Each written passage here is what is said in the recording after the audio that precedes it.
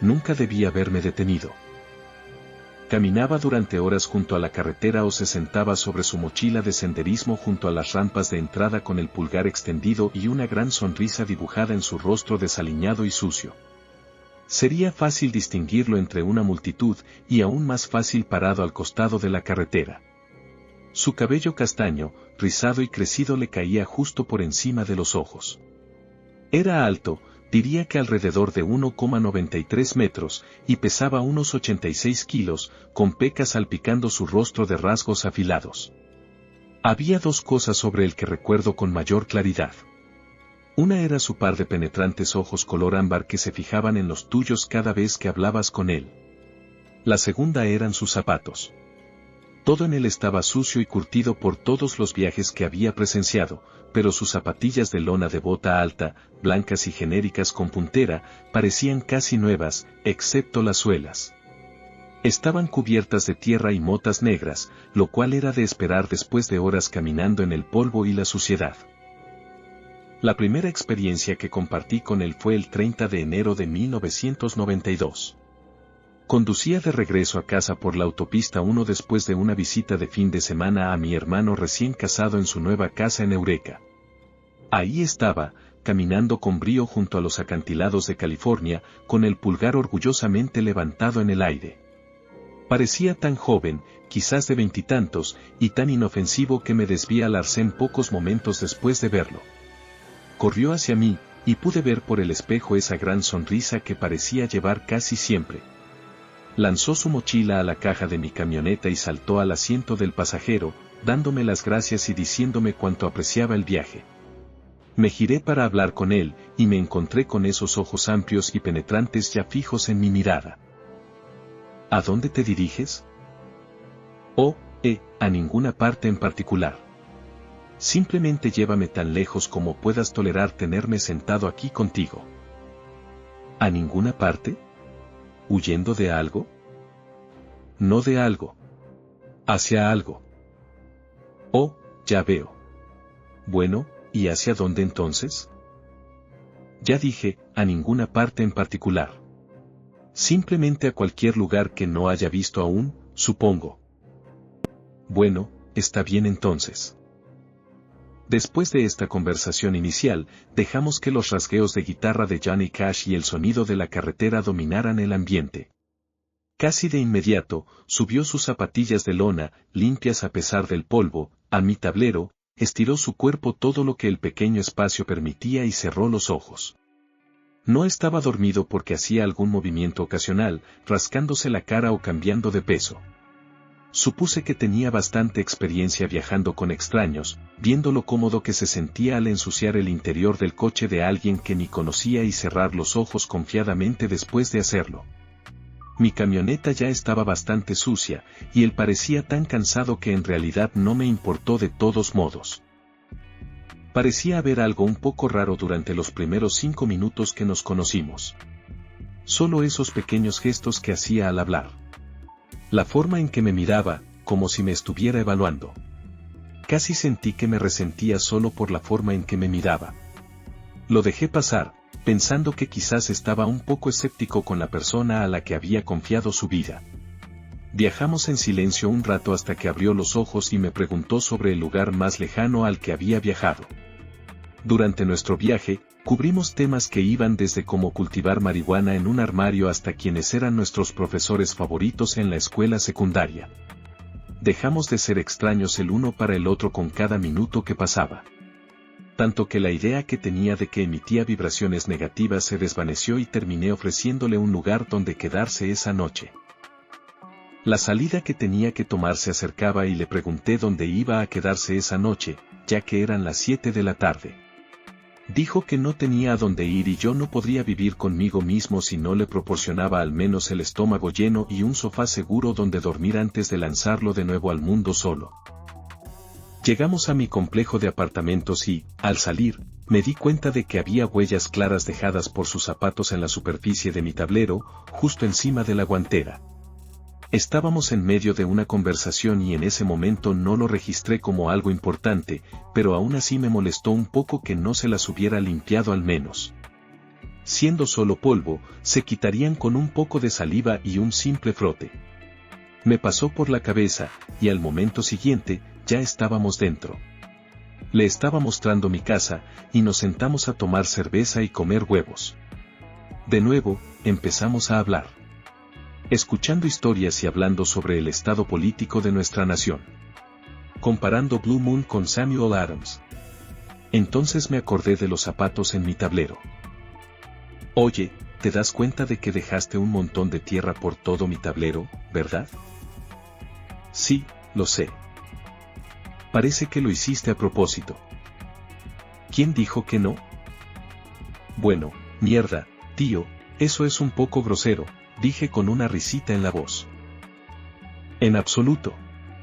De hecho, deberías sentirte honrado de que lo hiciera. Supongo que tienen razón cuando dicen que la mayoría de los autostopistas son lunáticos. Se rió y miró a la distancia. ¿Ahora quién diría eso? No sé quién sea, ellos, supongo. Entonces, ¿por qué debería sentirme honrado? Vale, mira, he conocido a docenas de personas que me han llevado. Te vi y conectamos. Joder, hasta me invitaste a quedarme en tu casa. Por lo cual estoy infinitamente agradecido. Así que, una vez más, gracias. Pero no todas las personas que son lo suficientemente amables como para acercarme un par de millas son lo suficientemente amables como para no merecer que les pateen la cabeza. ¿Sabes a lo que me refiero? Se ríe después de esto y continúa. En fin, siempre pongo los pies en alto y siempre lo he hecho desde que tengo memoria cuando voy de pasajero. Siempre subo los pies. A algunas personas no les gusta y me dicen enseguida que baje los pies y limpie las marcas que dejé. Estas personas suelen ser también unos gilipollas totales. Una vez me recogió un tío. Me llevó solo media milla y me echó porque puse los pies en alto. Estaba gritando mientras me bajaba, diciendo que apestaba a mierda y que debería buscar trabajo. Escoria hippie, bla bla bla. Era un trozo de mierda asqueroso que se lo merecía. En fin, en resumen, porque sé que ya debo estar divagando. Los coches en los que dejo mis huellas son lo que en mi mente queda como un recuerdo de mí para aquellos con los que tuve una experiencia positiva. Y aquellos con los que tuve experiencias negativas no tienen recuerdo visible. Así que, cuando mires esas huellas todavía ahí, puedes pensar, hombre, qué suerte tuve. Así de simple. Continuó con un eructo largo y ruidoso que llenó la habitación con olor a cerveza y hedor a eructo. Ah, bueno, supongo que debería sentirme honrado entonces. ¿A qué te referías cuando dijiste que ese tío se lo merecía? ¿Qué? Oh, me refería a que se merecía no tener mi marca de recuerdo. Intenta seguirme, tío. Después de esto, seguimos hablando de todo una vez más.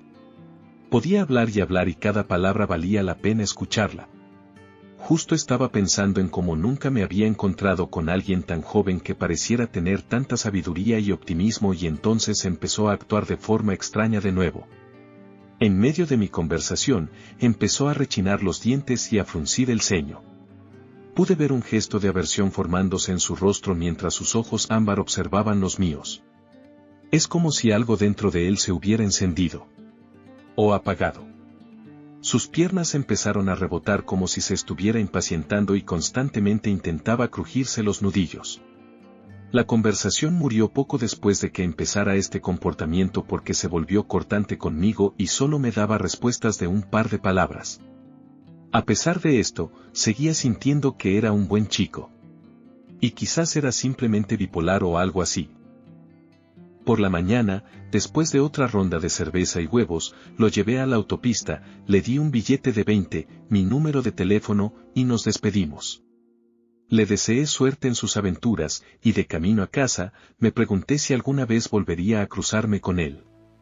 Mientras miraba alternativamente la carretera y las marcas de tierra por todo mi tablero, al llegar a casa, limpié esas huellas antes de volver a entrar. Desde luego, no necesitaba marcas para recordar a ese hombre. No pasó ni siquiera un mes antes de que recibiera una llamada telefónica suya. Llamaba desde un teléfono público en un pueblo cercano y sonaba muy frenético. Se disculpó por pedir un favor tan pronto después de separarnos, pero dijo que estaba en un problema grave y que yo era la única persona con la que podía contar.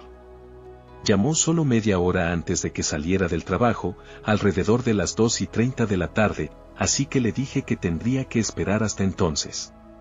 Sonó como si casi rompiera a llorar después de oír eso.